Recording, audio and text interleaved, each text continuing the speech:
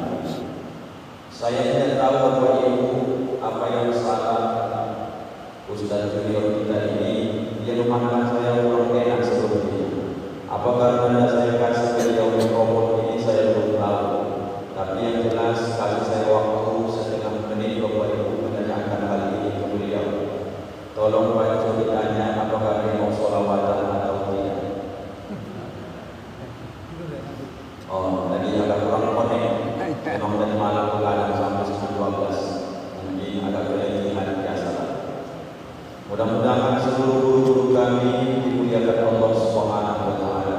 Bapak Haji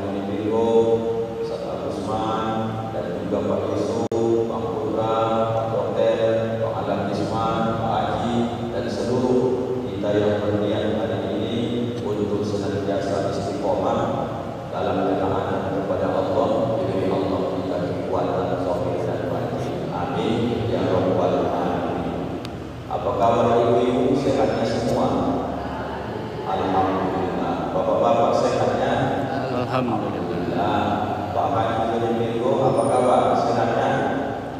Agak loyo tengok, kayak biasa. Oh, alhamdulillah. Tidak ada hubungan pleno. Tidak ada hubungan pleno kan? Dan sehat-sehat selalu. Tetap semangat. Karena dalam hidup ini kesuksesan yang hakikat itu Bapak Ibu bukan menang menjadi pemimpin, menjadi caleg.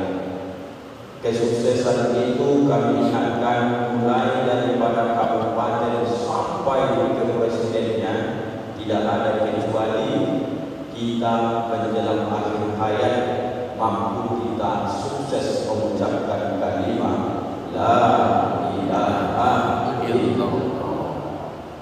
Senyum hati Pak Haji Jodimiko dibalikan, tidak pernah juga apa-apa itu, karena memang itu sudah ditakdirkan oleh Allah Subhanahu wa Ta'ala. Pak Haji cocoknya mengurus PSSB, tidak usah jadi anggota dewan. Nanti Pak Haji tak kemana-mana. Urusan PSSB ini meninggal Pak Haji besok itu jauh lebih bermanfaat daripada mendoakan Pak Haji besok, insya Allah. Jadi dewannya siapa besok? Biar kami yang muda-muda ini saja, yang tua-tua jangan lagi. Dewannya 2029 nanti yang muda-muda saja, yang tua-tua jadi dewan penasehat saja. Setuju? Ketua.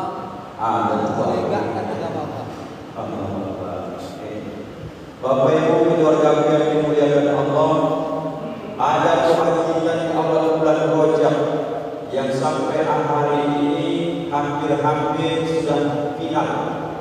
Kurang lebih 16 hari lagi doa ini kita akan buktikan apakah dia teruji, terkabul, diijabah Allah Subhanahu wa Ta'ala di dunia ini. Apa bentuk doa itu Pak Ustaz? Allahumma barik lana fi Rajab wa Sya'ban wa balikna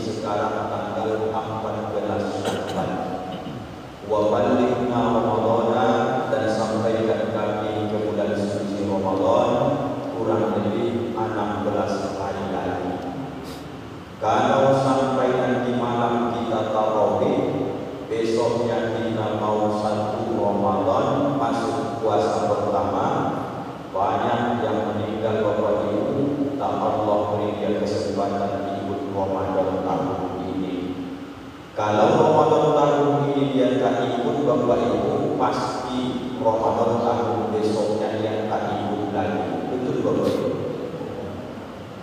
Atau ada Pak Ustaz Ramadan tahun ini dia tak ikut, Ramadan tahun besok dia ikut lagi. Ada nggak itu Bapak Ibu? Ada. Siapa itu Pak Ustaz? Dia ikut Ramadan tahun ini tapi tak beramal dalam pandangan syariat. Dia tak ikut puasa, tidak tarawih, tidak baca Quran, tidak, jasadnya tetap hidup tapi tidak masuk hitungan tahun besok ikut dari bulan suci Ramadan. Waghfir lana dzunubana, dan ampunkanlah dosa-dosa kami. Mudah-mudahan Bapak Ibu doa ini dari awal Rajab sampai hari ini sudah 14 Syawal. Moga-moga kita yang hadir di rumah Allah Masjid Al-Ghufran ini, Allah bertemukan kita dengan Ramadan tahun ini dan tahun-tahun berikutnya. Amin. Ya Rabbal Alamin. Pertanyaan sama ibu, kira-kira menurut ibu Ramadan itu yang mendatangi kita atau kita yang mendatangi Ramadan? Ramadan mendatangi kita. Oh, memang kalau agak kantuk payah menjawab kan? Tanya sekali lagi ya Bu. Kira-kira menurut ibu-ibu Ramadan itu yang mendatangi kita atau kita yang mendatangi Ramadan? Bagaimana Bu? Ramadan yang Datang. Kalau menurut bapak-bapak, kita yang mendatangi Ramadan atau Ramadan yang mendatangi kita? Ramadan mendatangi kita. Supaya jangan diberi jawabnya mudah di Bapak Ibu. Ini penceramah ini Ustaz Badilang Putih. Tiba-tiba Bapak Ibu habis ceramah ini saya meninggal. Cepat kali Pak Ustaz, tidak apa-apa. Biar aku saja contohnya. Tapi kalau Bapak Ibu langsung ganti dengan nama yang sama, karakter berbeda. Habis tausiah subuh ini Pak Haji Joni Dirgo mati, meninggal. Contohnya, contoh dan almarhum tidak bercontoh. Kira-kira kalau Pak Haji John habis subuh ini meninggal, apakah ada aturan undang-undang yang membuat Ramadan tahun ini ditunda? Ada nggak Bapak Ibu? Disebabkan karena tokoh masyarakat bernama Pak Haji John Dirgo telah meninggal 14 Syawal, maka Ramadan tahun ini ditunda. Ada nggak Bapak Ibu? Rupanya ada nggak ada kita Bapak Ibu di dunia ini Ramadan tiap tahun akan tetap datang. Maka Bapak Ibu tak usah terlalu pede. Aku Pak Ustaz tak mau beramal, terserah. Aku tak mau ke masjid, monggo silahkan. Aku tak mau baca Quran Pak Ustaz, lanjutkan saja. Yang jelas kamu akan mati. Ada nggak ada kita di dunia ini lagi sebelum dunia kiamat, maka hari ini akan tetap berputar. Asal sudah diputarkannya lagi dari Muharram, Syawal, Rajab, Sya'ban, masuk lagi terus sampai Zulhijjah putar bulan 12. Ada nggak ada kita di dunia ini Ramadan tiap tahun tetap akan datang. Jelas Bapak Ibu. Jadi sejauh ini kalau ditanya orang kita yang mendatangi Ramadan atau Ramadan yang mendatangi kita, apa jawabnya? Ramadan mendatangi kita. Ramadan itu yang datang ke kehidupan kita. Kalau masih hidup, hadir dia. Dan hidup kita lagi, berarti kita tak punya kesempatan dalam hal itu. Jelas Bapak Ibu? Ayo Bapak Ibu kita manfaatkan kesempatan ini. Ada orang berkata umur itu adalah kesempatan. Kata para ulama, kesempatan apa Pak Ustaz? Sudah menilainya Bapak Ibu. Kalau ini saya sebut. Kalau saya hari ini Bapak Ibu meninggal dunia, maka kemudian berarti yang habis itu adalah ajal apa umur? Umur habis. Kalau saya hari ini habis ceramah, kemudian Bapak Ibu meninggal dunia, yang habis sama saya itu ajal apa umur? Coba ini Pak Yusuf. Ajal apa umur Bapak Ibu? dulu ya. Kalau saya hari ini Bapak Ibu meninggal, maka garis bawahi kesempatan saya untuk menambah amal saya dan ada lagi. Sampai situ dulu ya. Nanti kita jelaskan ajal dan umur. Saya nanti duha tak bisa lagi menambah sholat duha saya karena saya sudah meninggal. Saya ingin menambah khatam Quran saya, baca Quran saya tak bisa lagi karena saya sudah meninggal. Atau saya ingin menambah infak dan sedekah saya secara pribadi saya tak bisa lagi kecuali dibantu sama Bapak Ibu. Maka umur ini adalah kesempatan dan mampu melakukannya kata Ali bin Abi Thalib bahwa waktu umur ini adalah kasai seperti pedang, bisa kau gunakan bermanfaat dan bisa kau gunakan engkau yang dipotongnya. Maka banyak orang lalai dalam hidup ini, dia tak sadar bulan makin dekat amalnya begitu saja. Bapak Ibu, insya Allah nanti malam kita akan memasuki nisfu Sya'ban. Nisfu itu bahasa Arab artinya setengah separuh. Kenapa diartikan dia separuh Pak Ustaz? Karena tidak akan pernah berubah. Itu tanggalnya 15 Sya'ban. Dari mana Ustaz ambil tanggal 15 ini setengah? Setengah dari karena satu bulan Hijriah itu lebih sering angka 30 dibandingkan angka 29. Kalau Masehi Januari Februari kadang pernah Februari 27, pernah juga 28, pernah juga 30 dan pernah 31. Khusus kalender Hijriah tidak akan pernah 27, 28 apalagi 31. Permainan Hijriah hanya 2 saja. Kalau enggak 29 hari, 30 hari. Bapak Ibu yang sudah tua-tua ini, sudah berapa kali Bapak Ibu lewat Ramadan, kita pasti puasanya itu hanya 2 saja bergeser. Kalau enggak 29, pasti 30. Dan pernah orang puasa Ramadan itu 27, 28, apalagi 31. Mainnya 29, 30.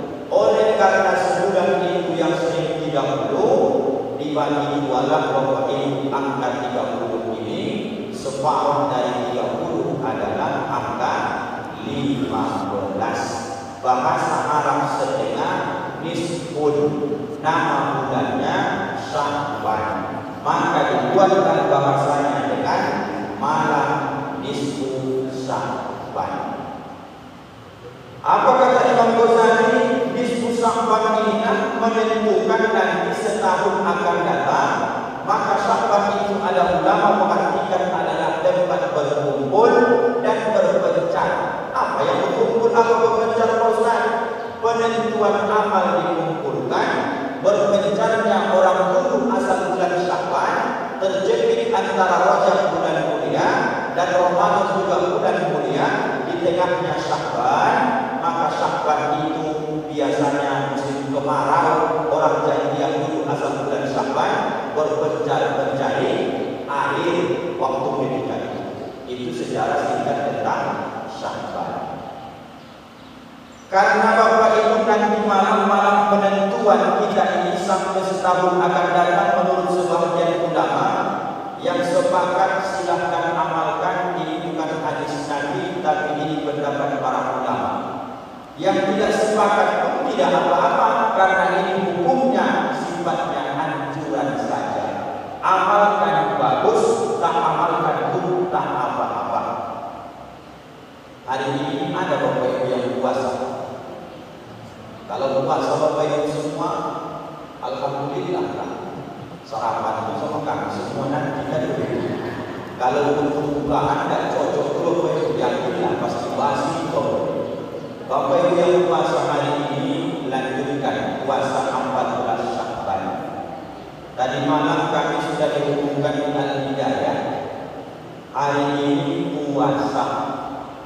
Insya Allah nanti menjelang maghrib kumpul di pendopo Al-Hidayah dekat rumah, bahwa makan minuman masing-masing acara buka puasa bersama.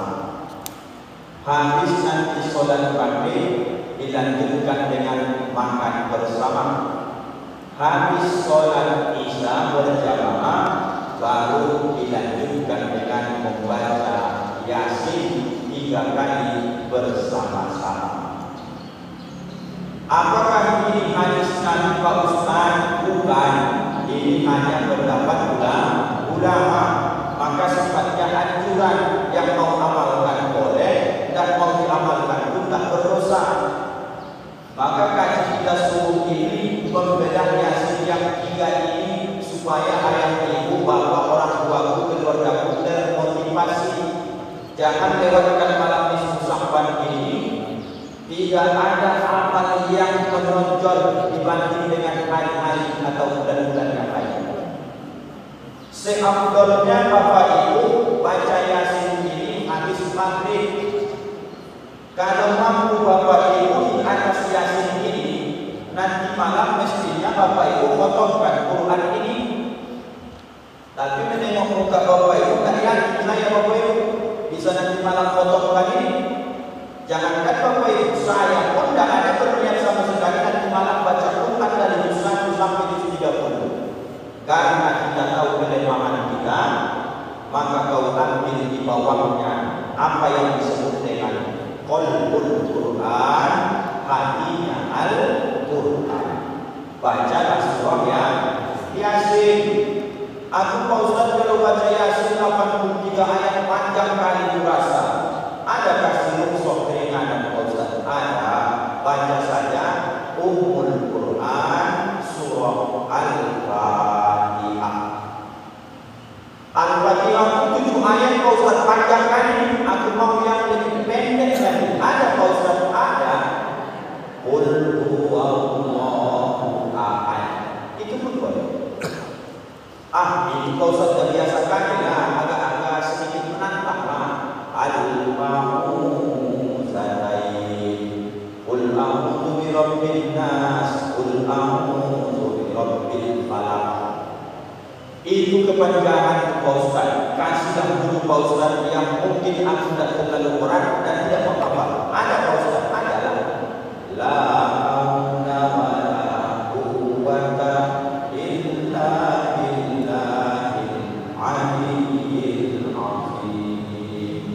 Mengajukan ketidakmampuan diri kepada Allah karena kita ini lemah, hanya bersandar kepada Allah. Nanti Bapak Ibu mau berjamaah silakan, mau sendiri di masjid bacanya silakan, atau habis maghrib Bapak Ibu pulang ke rumah bacanya di rumah pun silakan.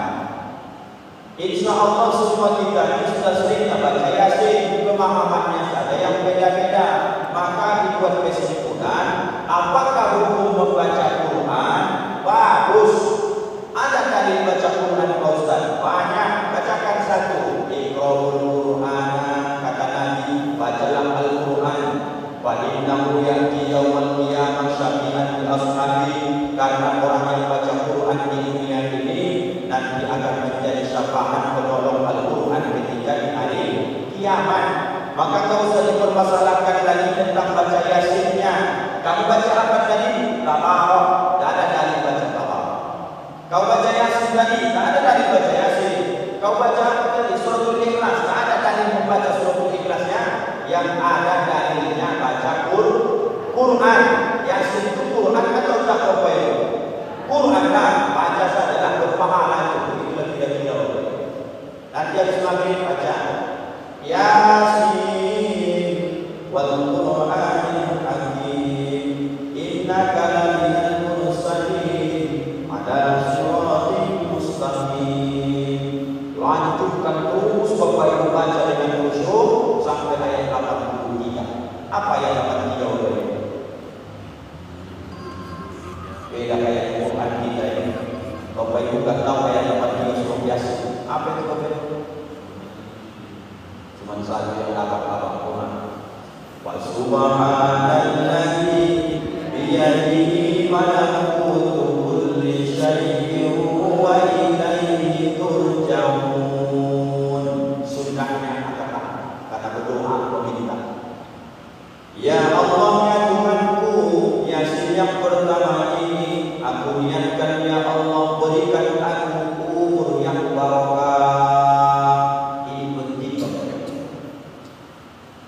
Kita kembalikan pertanyaan tadi.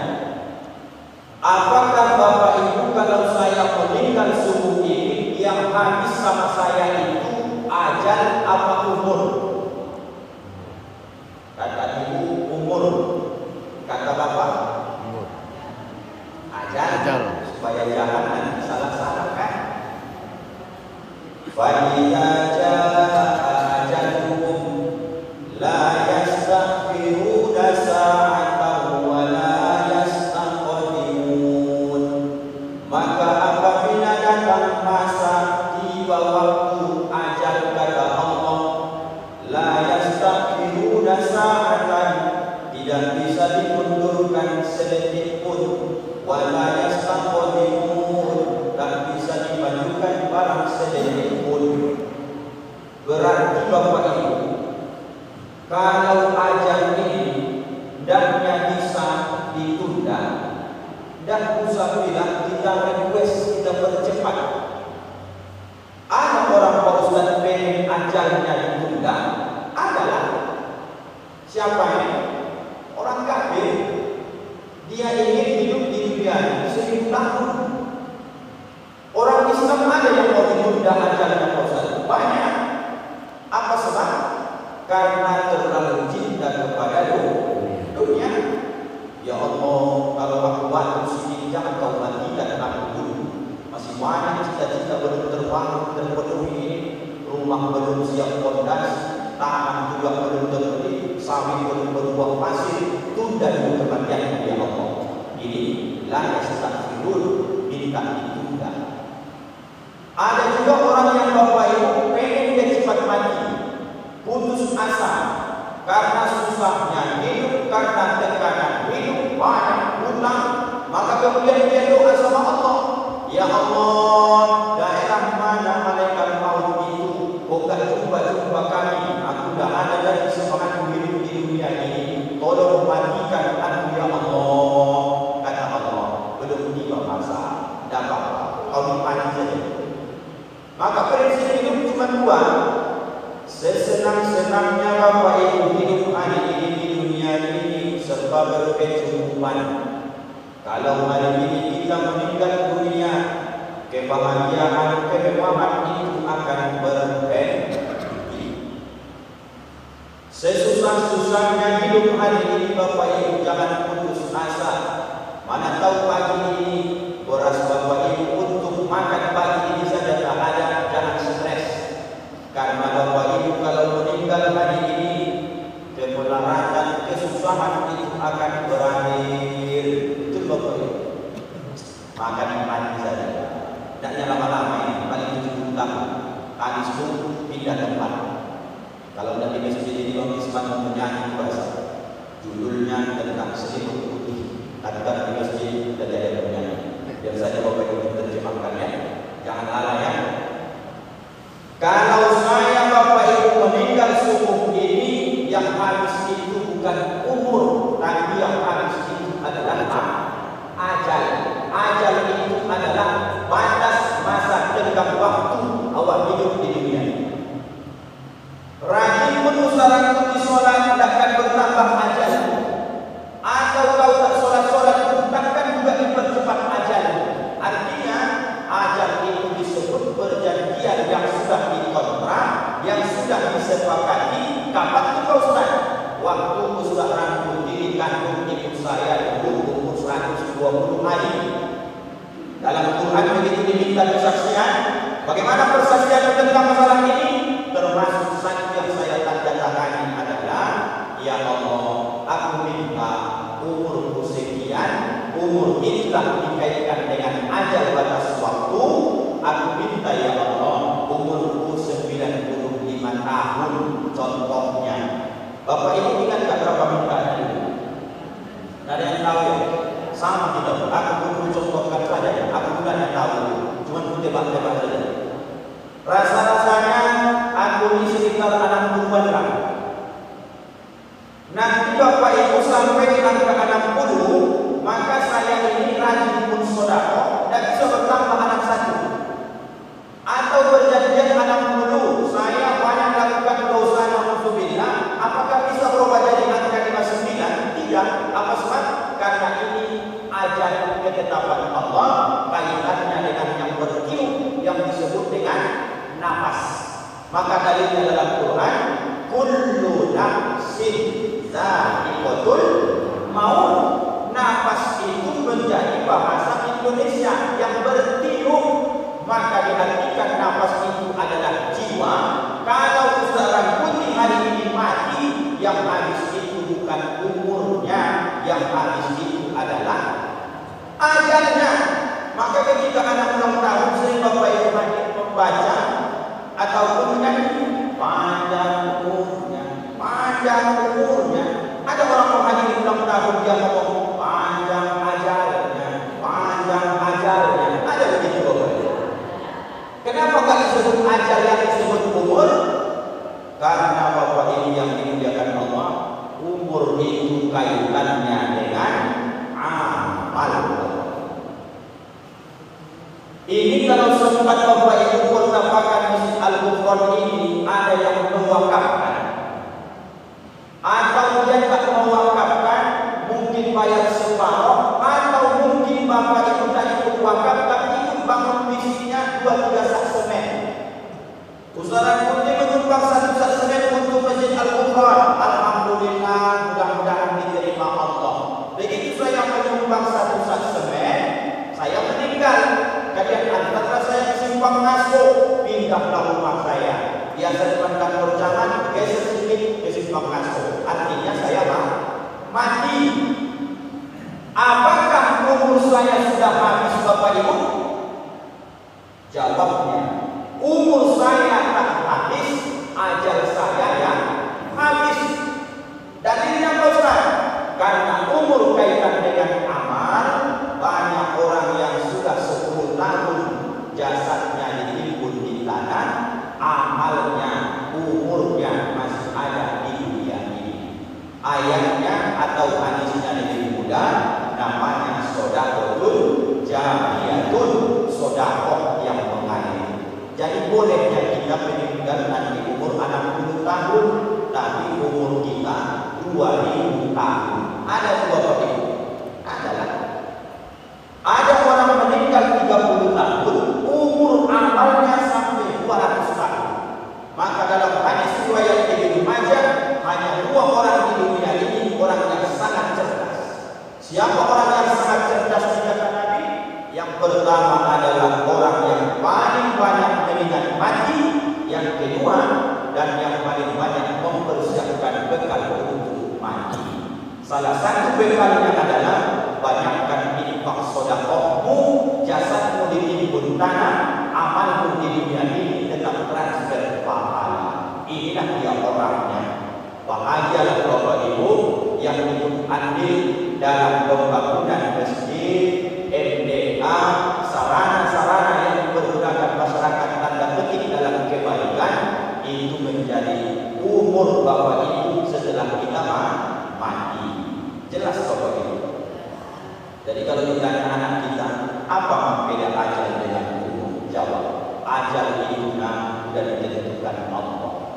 Kalau umur mah itu bisa panjang, bisa pendek. Begitu yang mati ya. Ada orang hidup di dunia ini dijumpai 90 tahun, tapi umurnya hanya 10 tahun. Bisa Ustaz, bisa lah. Orang dia 90 tahun dikasih Allah, beramal hanya dipakai 10 tahun. Yang 10 tahun itulah umur dia, sisanya itu tak dianggap umur karena tak bermanfaat. Jadi Bapak Ibu kira-kira saya tak meninggal ini kalau diceramahkan begini. Ibu-ibu siap tak meninggal kira-kira? Siap tak siap berangkatlah. Apa yang jadi masalah di situ? Yang penting siapkan bekalnya, itu saja. Saya sangat ngefans dan luar biasa apresiasi sama salah satu tokoh ujung Batu kita ini, Pak Joni Birgoni, Pak Dokter. Beliau itulah salah satu yang mencontoh yang dilakukan lapang dalam kubur Dr. Syekh Hasan Haytami Usulun Nakosabandia di Transport. Apa itu Pak Ustaz? Beda tipis saja. Kalau Pak almarhum Dr. Hasan Haytami Transport Usulun Nakosabandia, jauh-jauh hari Bapak Ibu sebelum beliau meninggal, beliau sudah menggali kuburannya pondok pesantren sebanyak 2, satu untuk dia, satu untuk bininya. Kemudian setelah kuburan digali, dikasihnya pasir. Tujuannya apa nih? Kalau meninggal aku besok, tidak susah kalian menggali kubur. Takut besok ketika aku meninggal musim kemarau, payah kali gali tanah. Maka begitu digali dikasihnya bangunan. Maka di dalam bangunan itu kuburan itu tidak kena air, tidak kena apa segala macam, jadi utuh. Qadarullah meninggal beliau beberapa tahun yang lalu, tinggal mengangkat pasir saja, lahannya semua sudah oke, memudahkan orang lain untuk dimakamkan beliau. Siapa yang mencontoh ini? Pak Juni Biru. Beliau sudah booking di samping Masjid Al-Zikran. Berulang kali saya tanya, daerah mana kuburan besok sini coy? Sini lah tidak. Kau pasang saja lah dekat pohon besar ini. Artinya supaya agak-agak kalau terima taman besok tidak kepanasan kau bilang. Dan sebelah sininya coy, dekat-dekat di sini apa ini barang di sini. Bayangkan. Saya saja teman-teman saya ceramah sampai hari ini belum ada saya ditentukan di simpang asuh di mana saya dimakamkan. Orang-orang terdahulu yang dekat dengan kita begitulah. Kalau tahu Bapak Ibu saya mengada-ada cerita ini juga makhluknya tanya nanti sama dia. Ada ditentukannya Bapak Ibu, karena beliau ini juga dapat nasihat sebaik-baiknya awal dimakamkan di dekat kalau ada rumah Allah di situ dimakamkan. Nah, jangan gara-gara nanti pindah tanah wakaf pula ke Masjid Al-Qur'an, tidak itu maksudnya. Kalau Bapak punya tanah ada di situ masjid ada mushola, setidaknya dekat-dekat situ saja meninggal mati dikuburkan, kemudian insya Allah 5 waktu sehari semalam berkumandang Allahu Akbar, kedengaran sama Allah ke situ paling tidak waktu itu terangkat sisa kubur, tidak begitu Bapak. Maka syukurlah Bapak Ibu jangan berkecil hati. Kalau tidak bisa baca Pak Haji Jody Birgo, Pak Dr. Hasan Haitami guru suluk kita, macam saya ini kan tidak punya tanah di Batu di Bapak Ibu. Maka kalau banyak tanah kalian kasih sama kami dulu. Payah kami ini, ada tanah kami. Artinya bagaimana Ustaz? Saya macam beliau-beliau ini tak mungkin rasanya, tipis rasanya. Karena saya perantau. Biarlah saya dimakamkan di simpang Aso. Alhamdulillahnya Pak Haji juga di situ ada Masjid Nurul Islam. Tinggal request saja sama Pak Haji besok, Pak Haji tolong kau buatkan doa itu agar kira-kira 4-5 biji arah ke pemakaman ya.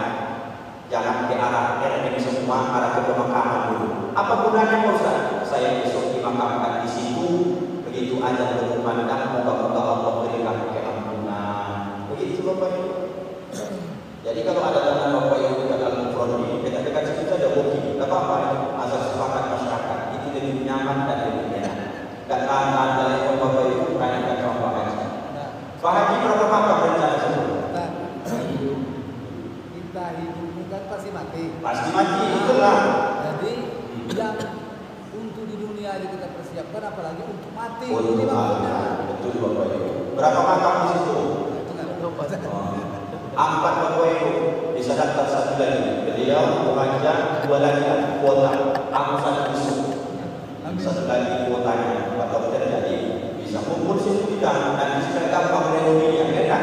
Begitu datang ke gampang datang kami ditanya, Pak ini jawab ya. Kalau jangan aduh agak payah jawabnya mereka. Kau tanya ke sebelah saja. Ustaz pun yang sini ceramah, dia tahu nampaknya. Dia ada mewakili. Bisa kira-kira. Jangan main-main malaikat. Yang jelas siapkan ya. Nih. Yasin pertama yang ya Allah berikan aku umur yang barakah. Umur itu kaitannya tahun ini Bapak Ibu mampu gunakan untuk melakukan yang baik, karena terjemah barakah itu salah satunya ziyadatul khair, bertambah kebaikan. Harta dikasih dengan harta bertambah kebaikan. Sehat dikasih Allah, dengan sehat bisa melakukan kebaikan. Jabatan dikasih, dengan jabatan bisa kita melakukan kebaikan. Apapun dikasih Allah dalam setahun ini, berkah. Jawabannya asal sudah berkah pasti baik. Begitu Bapak. Yasin kedua, sikit tadi. Yasin wal Qur'anil Hakim wa subhanalladzi biyadihi malakutu kulli syai'in wa ilaihi turja'un. Ya Allah ya Tuhanku, hindarkan aku daripada bencana yang bisa menyusahkan aku. Kaitannya ini Bapak Ibu. Banyak saya dengar ucapan orang berjubah ketika musim banjir. Apa kata dia? Kau kena laknat, kau kata dia. Anda lagi mohon maaf Bapak Ibu yang baru-baru ini kebakaran di Pasar Baru. Apa kata orang itu kena azab itu kata dia?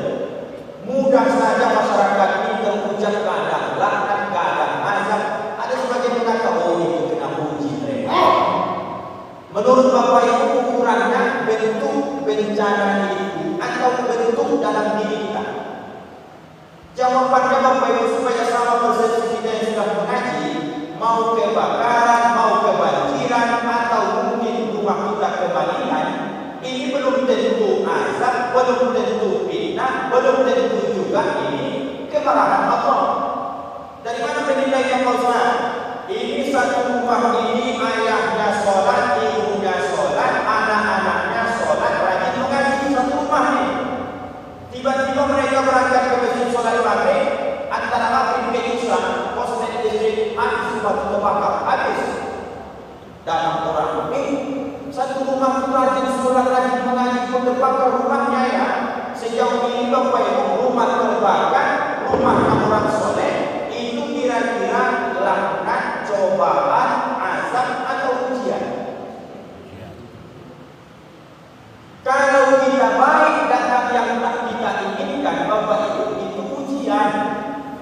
Tapi kalau satu rumah itu ayahnya tukang domino, ibunya tukang gosip, anaknya narkoba, terbakar rumahnya, itu azab itu Bapak Ibu.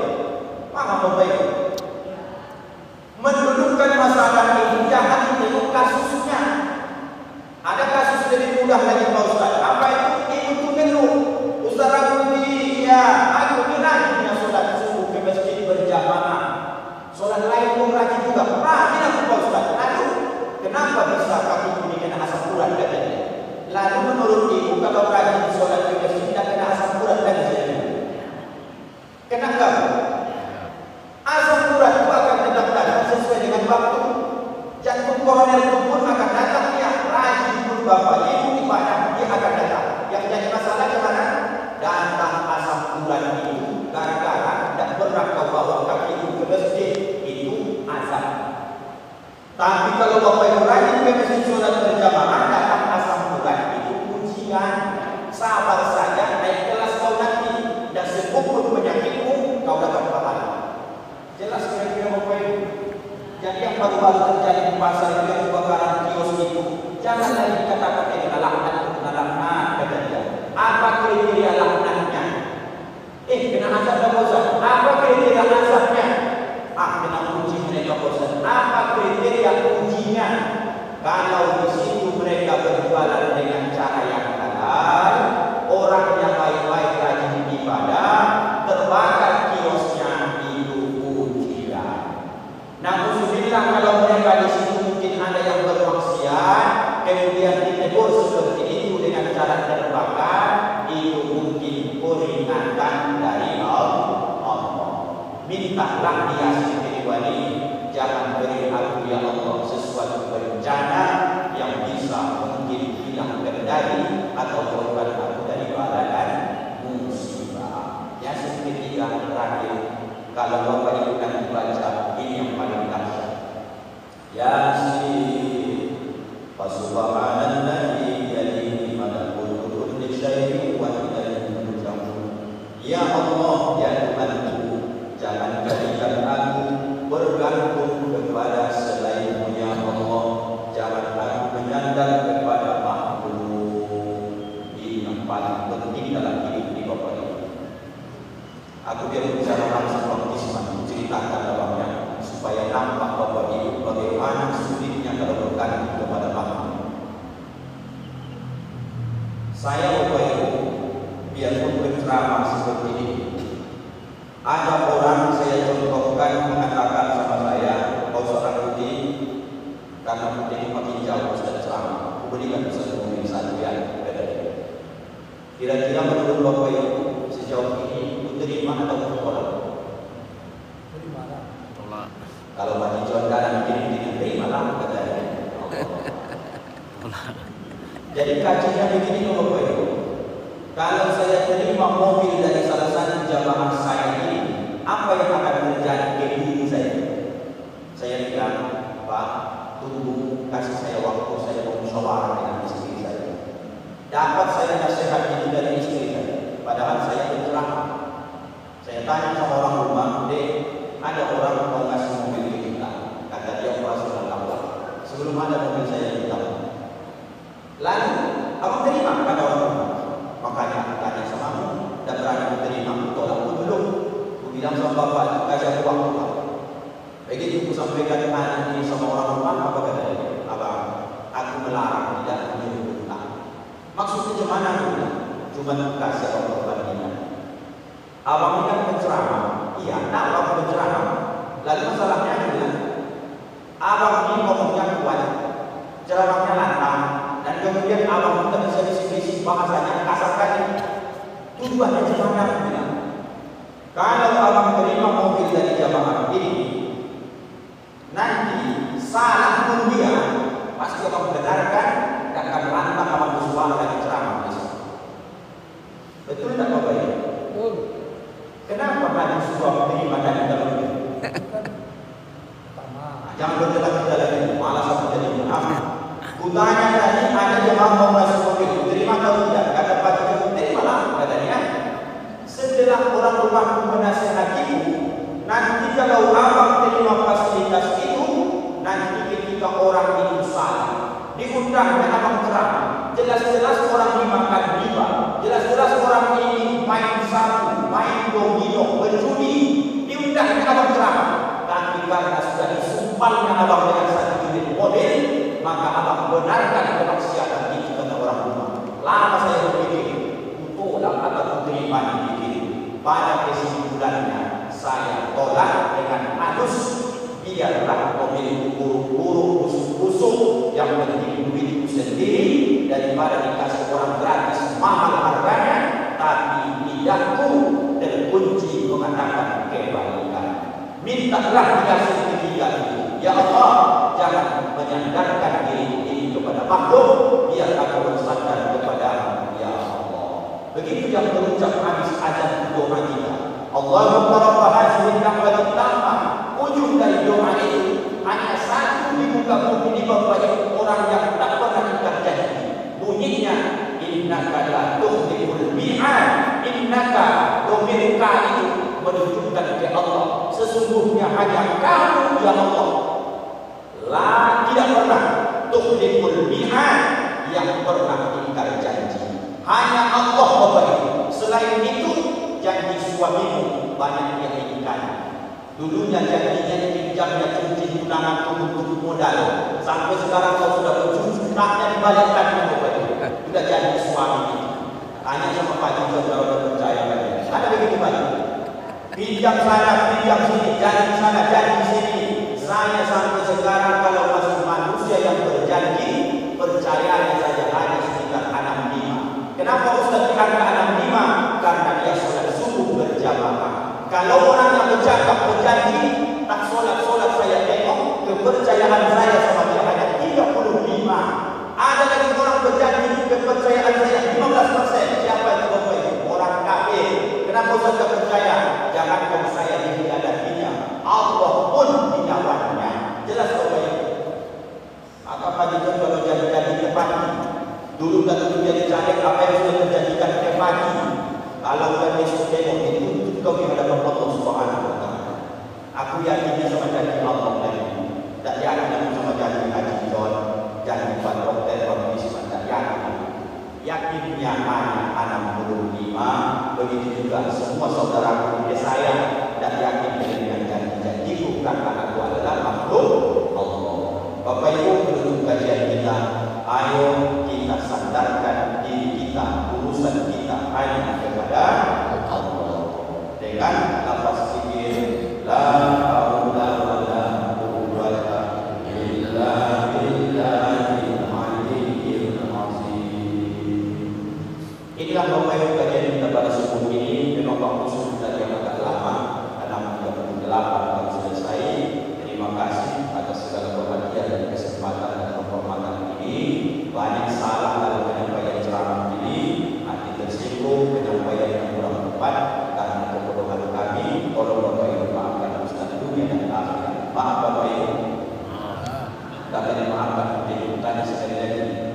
dimaafkan dunia akhirat Bapak Ibu. Yang tenang hatiku Bapak Ibu. Kita tutup dengan doa kepada majelis. Subhanakallahumma wa bihamdika